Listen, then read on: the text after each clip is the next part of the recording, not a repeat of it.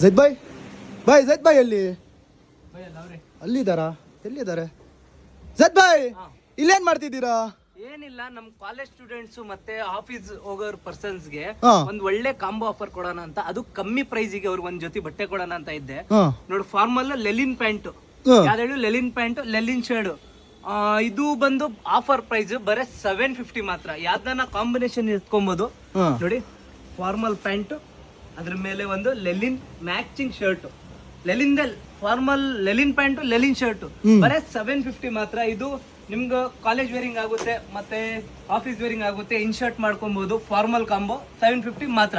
ಇದರ ಕಲರ್ಸ್ ಮತ್ತೆ ಪ್ಯಾಟರ್ನ್ ತೋರಿಸ್ತೀನಿ ಬನ್ನಿ.